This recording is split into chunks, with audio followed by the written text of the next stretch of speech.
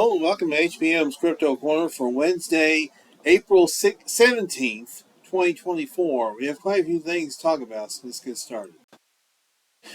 I found another review for The Secret History of Bigfoot, The Enduring Appeal of Bigfoot. This is from MSN.com. The genius of Melville, according to Carlos Fuentes, was his recognition that this is a country that needs a monster.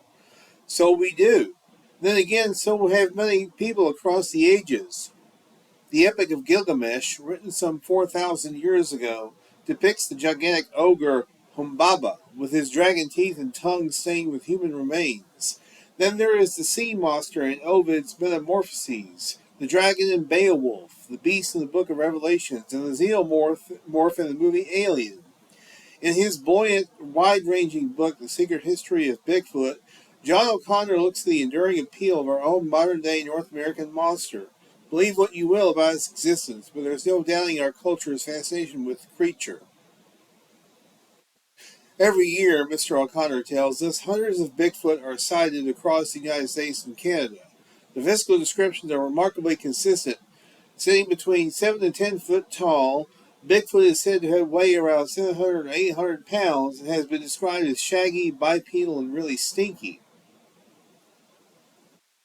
Reports of sightings rise and fall, we learn, mostly depending on what happens to be on TV. Between 2011 and 2013, Mr. O'Connor writes, when Animal Planet's Finding Bigfoot was at the height of its popularity, sightings skyrocketed.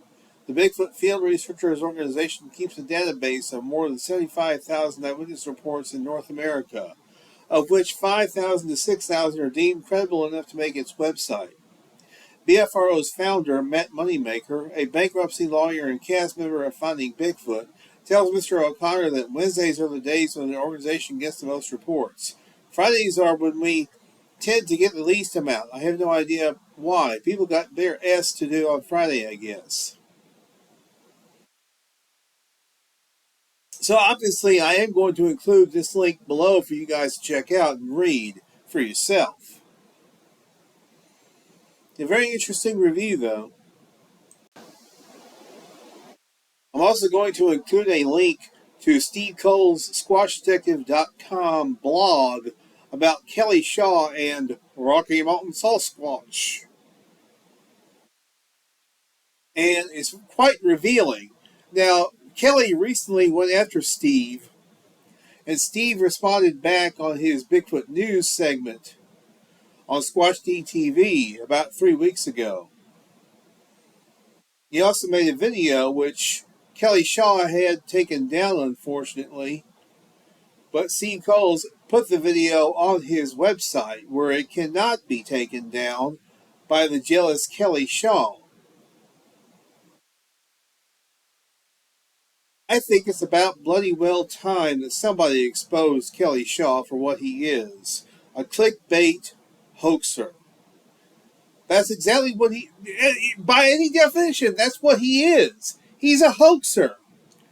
He puts clickbait on his videos, knowing that they're not real Sasquatch on those videos, but yet he puts them on there anyway. And anybody with half a brain knows that the stuff that he and his Rocky Mountain Sasquatch organization put on there are hoaxes. Every single one of them. You know, there was the drone debacle where he claimed back in June of 2016 that a drone had gotten footage of a Sasquatch, but it turned out to be a guy in a suit. And Kelly Shaw claimed, well, I went to that site and I could smell Sasquatch. I could find evidence of Sasquatch. A Sasquatch. That's how he pronounced it. Sasquatch. And then, of course, there was the deal where he faked a photo of a weasel, said it was a marten. And it turned out that the real photographer came forward and said, no, that's my image. So Kelly Shaw is a BSer, and he's a hoaxer. By any definition of the word, the man is a hoaxer. And he is also what Richard Allen of Ramblings of a Schizophrenic Brit calls a pineapple. Congratulations, Kelly. You made it to the big time. You pissed Steve Coles off. And he got you back for it. And rightfully so.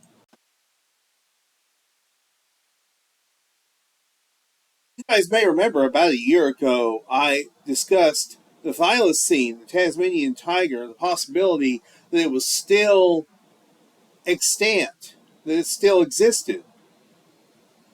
However, apparently scientists, and you may also remember a few months ago, I also discussed the possibility of scientists bringing it back through DNA.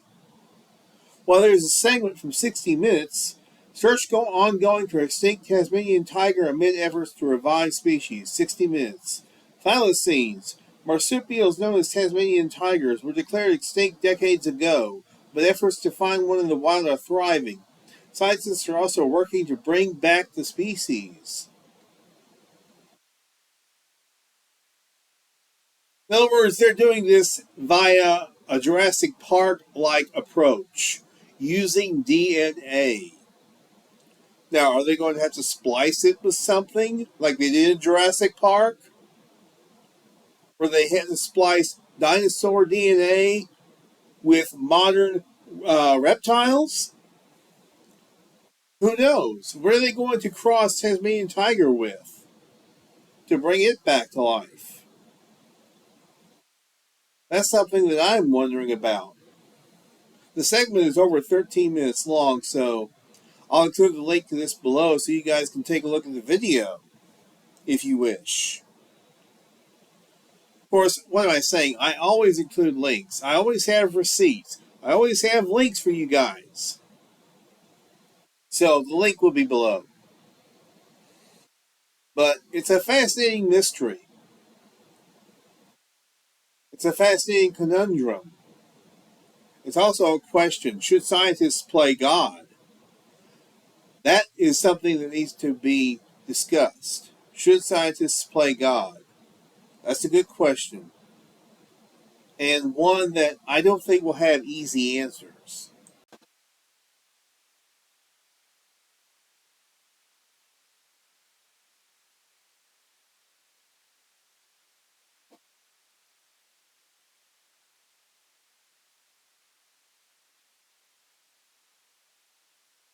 Scientists still baffled from giant human skeletons up to 10 feet tall decades after initial discovery. There's a video. I'll let you all take a look at it. Uh, kind of click on play.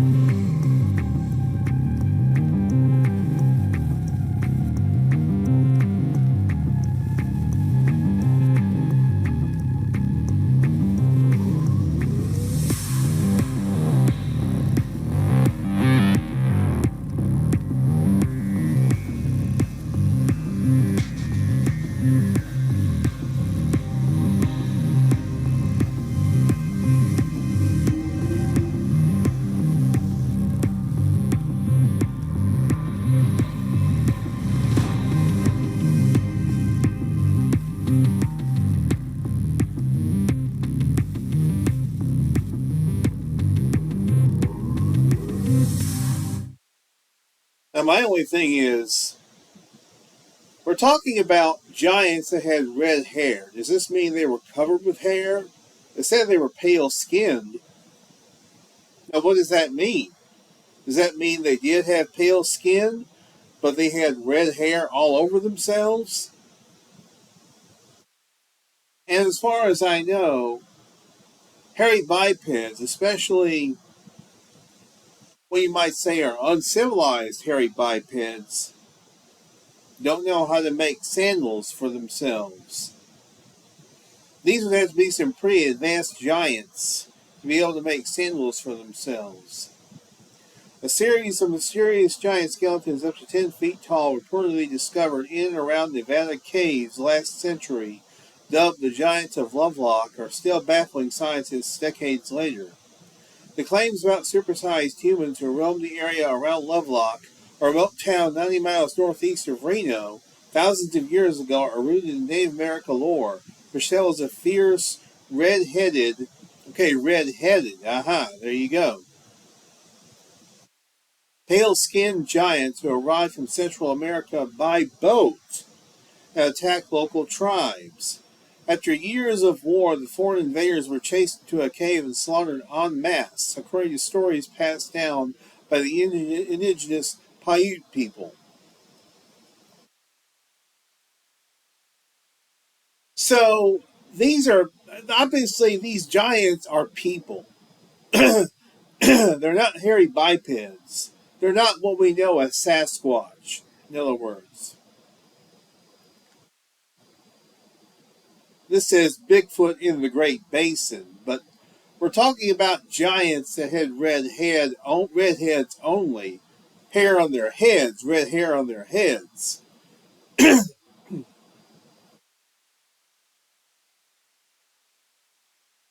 So, as I said, I don't believe that hairy bipeds would have the skills to be able to build sandals for themselves.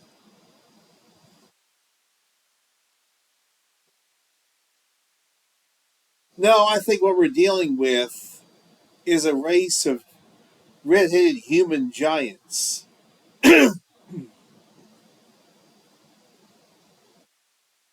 Excuse me, I have a bit of a frog in my throat. I'm sorry if I'm clearing my throat too loudly.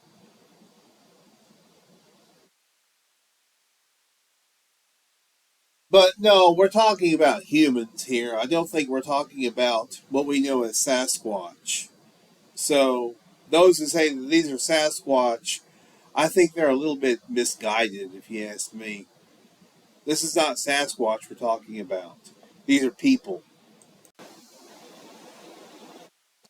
Now, here's something that was reported on the Sasquatch Experience Bigfoot Bullhorn the other night. I should know because I'm a co host of the show, the Sasquatch Experience. Anyhow, Sasquatch chosen as official mascot of new Florida public school. A newly built public school in Florida has chosen a rather unlikely character as its official mascot, Sasquatch. According to a local media report, Lakeside Academy in the city of St. Augustine will open its doors to K through 8 students in St. Johns County this coming September. In addition to the usual administrative tasks that came about in creating a new school from scratch was the challenge of choosing its mascot. Out of all the possible options available, Bigfoot emerged as a surprising candidate thanks to a cutout of the cryptid that has long occupied a patch of woods in the neighborhood where Lakeside Academy is located. Now, that's interesting that there's a cutout of a Sasquatch in the woods. Now, does that lead to some saying, hey, there's a Sasquatch over there, look? Maybe it has. It's entirely possible it has led to supposed sightings which turned out to be just that cutout. But it's pretty cool that a new school is going to be using Sasquatch as a mascot. I remember when Sasquatch or Squatch was the mascot for the Seattle Supersonics. I'm not really sure why it's no longer the case that Squatch is the mascot for the Seattle Supersonics. I have no idea. But it was a pretty cool idea.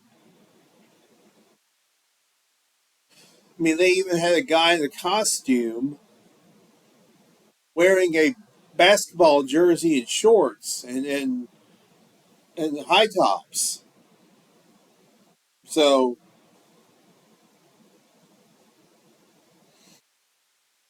I do wish they kept the Squatch as their mascot, though, be pretty cool to still have that representation. Although, of course, Oregon has the emerald. I can't remember what they call it. I've got a hat of that. It's a minor league baseball team, which has Sasquatch as their mascot. It's a green Sasquatch. Got the hat for that. I think it's. I can't remember what. I can't even remember what Oregon City it is. Hang on, I'll look it up. Okay, I found it. It's the Eugene Emeralds. That's the team from Eugene, Oregon. I couldn't remember exactly what the team was called.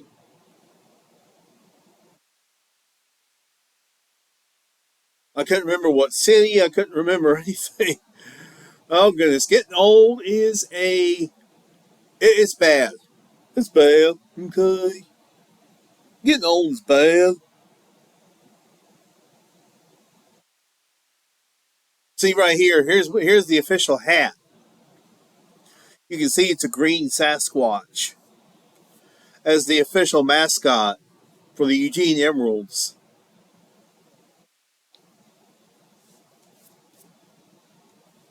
That's pretty cool.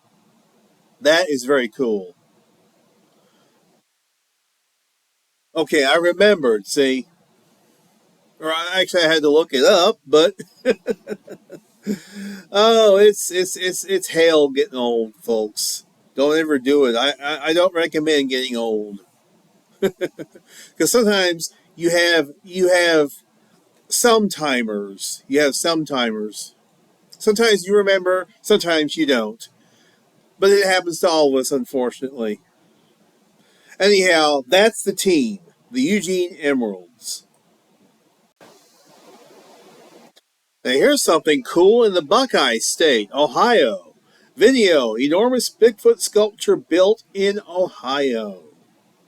This is at the Mercer County Fairgrounds. Over at the Mercer County Fairgrounds, the people of Salina have a new sighting that's currently in the works and is already gaining a lot of attention amongst the locals. Our own Dwayne Scott has even more on the big event. A lot of eyes and excitement over at the Mercer County Fairgrounds this afternoon in Salina, as plenty of spectators and local residents were on hand to capture the brand new and giant attraction coming to the venue. I think this is really exciting. I mean, I know there are similar ones in Dayton, but we had no idea today when we pulled in that this was even going up here. So I just think it's a really cool thing. I mean, Salina has turned into a really cool town, and this one of the things that makes it cool. Oh, I do think it's going to be a real draw for tourists when they're in town to come and see it. And Salina is just doing so many cool things right now just to spark enthusiasm for our community. It's a great place to live. I've been here a long time, and I'm proud to say that I'm from Salina. The Bear Hollow wood carvers have been hard at work the past 4 days building a Sasquatch completely from scratch. And just like those around the area, they too are excited to see not only the finished product of their vision come to life, but also see the joy it brings to the community. It starts out like you have to think about it like your physical being, like your skeleton. You have to go with the skeleton, you have to build to the skeleton, then you have to put your muscle structure on, and then your texture, which would be, in this case, fur. But we're doing this one for Mercer County Fairgrounds for the eclipse, and it's something that people can enjoy. They can get photo opportunities with their family. Someone's going to be here for a long time, create some kind of legacy here. When we finish, it's not only is it a pretty good feeling for the joy that you're going to bring to other people when they get to see what you've done, but that's a huge accomplishment to design and build something like this in 4.5 days or 5 days, however it ends up being. And that group effort, that team effort that goes into it, it's your heart's full at the end of it, that's for sure. The workers at Bear Hollow Wood Carvers look to have the newest and latest spectacle done and unveiled to the Salina community today in honor and celebration of tomorrow's eclipse. Reporting from Salina, I'm Dwayne Scott, your news now. Now that's cool. That's cool. I like to see the finished product myself.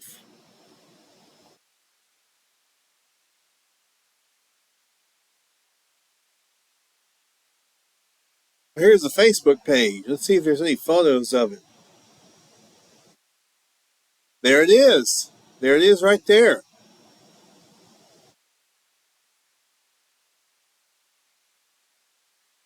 That's it right there. That's it. That is very cool.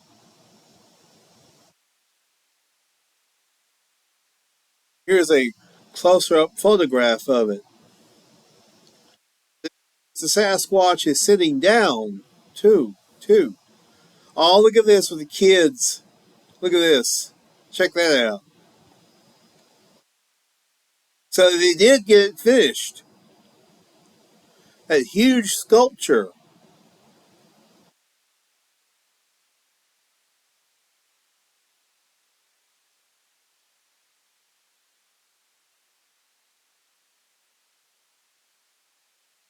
That's neat. That's really neat.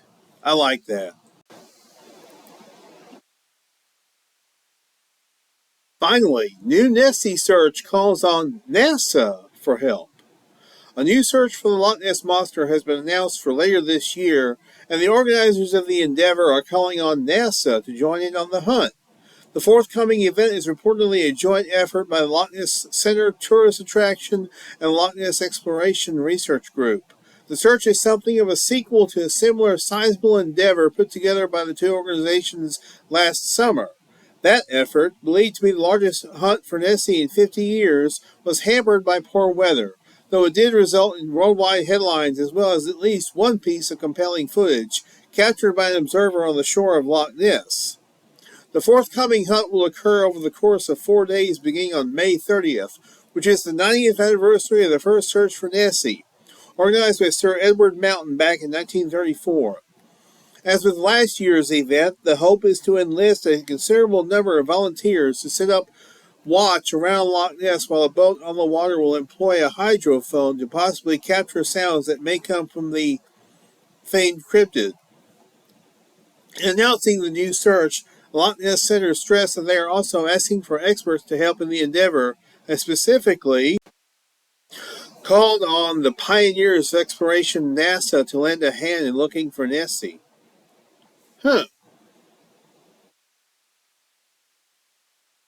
Well, that would be pretty cool if NASA did help them out. That would be cool. I hope they will do it. I don't see why they wouldn't. Unless NASA thinks it's all a big waste of time. They'd rather go to space and search for stuff down here on Earth, perhaps. But I would love to see this come together. I'd love to see NASA help out. So if you're a NASA employee out there, get the word out to your employees or employers.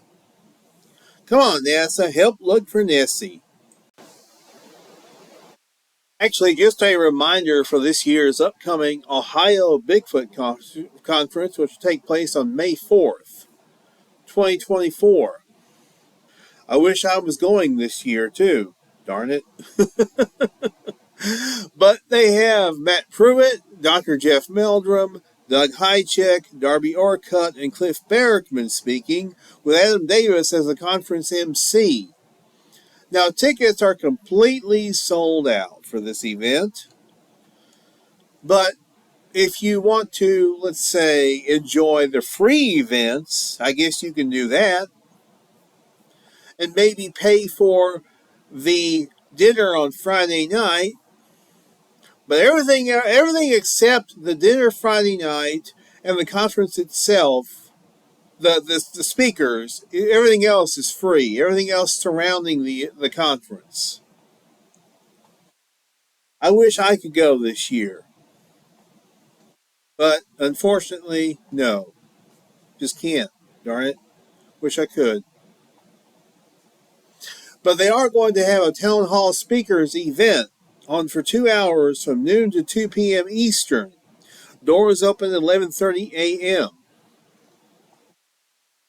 Now, 2 years ago at the OBC, they did have a town hall type meeting on that Saturday night, a panel discussion, and then they had a town hall the next day. And Cliff was at that one, and so was Dr. Meldrum. Oh, and Adam, when he was a speaker at the LBC 2 years ago. Adam Davis. So I hope everybody that's going has a great time. And I hope you have fun. And maybe you'll learn something. But like I said, the meet and greet with the speakers on Friday night, that's completely free. The vendors area, completely free. Of course, they'll probably try and take your hard-earned money with all their wares and all their good stuff, all their t-shirts and action figures and videos, DVDs, Blu-rays, all that. But hey, that's up to you if you want to spend your money.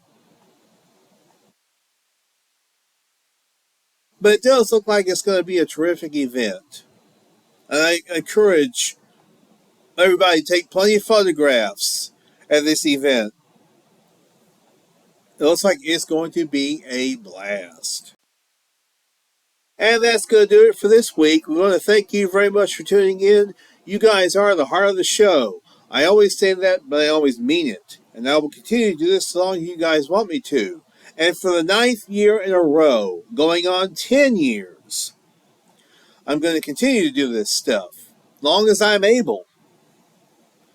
And hey, I should be around for a long time, hopefully. I got some good news from my doctor yesterday about my blood sugar. It's really good. I'm really, really happy about that. Because, well, I like to eat. And I like to eat sugary stuff sometimes. But I am glad that my blood sugar is down and it's at a manageable level. That I'm not a diabetic, thankfully. So, anyhow, like I said, I hope you guys will have a good time. Oh, and by the way, I'm going to be uploading this episode. I'm also going to be uploading HBM's UFO Corner. Also, this morning. It's going to be about Project Blue Book. Well, the TV series and the actual Project Blue Book. So, until next week, actually until HBM's UFO Corner, y'all be good or be good at this HBM's Crypto Corner.